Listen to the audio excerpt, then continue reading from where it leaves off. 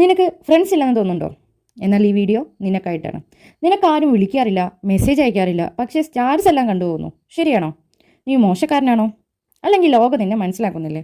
സത്യം പറയാം, ചിലപ്പോൾ ഫ്രണ്ട്സ് ഇല്ലാത്തത് നിന്റെ തെറ്റല്ല. ഇന്ന് ഈ വീഡിയോയിൽ എന്തുകൊണ്ട് ഫ്രണ്ട്സ് ഇല്ല എന്ന ചോദ്യത്തിനുള്ള ഉത്തരം കിട്ടും. നിനക്ക് ഫ്രണ്ട്സ് ഇല്ല എന്ന് തോന്നൽ എങ്ങനെ വരുന്നു? നമ്മളെല്ലാവരും ജീവിതത്തിൽ ഒരു സമയത്ത് ഇത് ചിന്തിച്ചിട്ടുണ്ടാവും. എന്തുകൊണ്ട് എനിക്ക് ആത്മാർത്ഥമായ ഫ്രണ്ട്സ് ഇല്ല? സ്കൂളിൽ, കോളേജിൽ, ഓഫീസിൽ നമ്മൾ ഗ്രൂപ്പിൻ്റെ ഭാഗമായിരിക്കാം, പക്ഷെ ഉള്ളിൽ ഒറ്റപ്പെടൽ തോന്നും.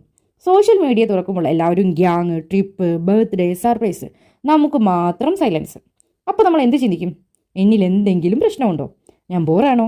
എനിക്ക് ആളുകളോട് സംസാരിക്കാൻ അറിയില്ലേ? പക്ഷേ കേൾക്കൂ, ഒറ്റപ്പെടൽ എന്നത് നീ വിലയില്ലാത്തവനാണ് എന്നർത്ഥമല്ല. യഥാർത്ഥമായ റിയൽ ആയിട്ടുള്ള റീസൺസ് എന്താണ്? ഒന്നാമത്തെ റീസൺ, നീ വളരെ റിയൽ ആണെന്നുള്ളതാണ്.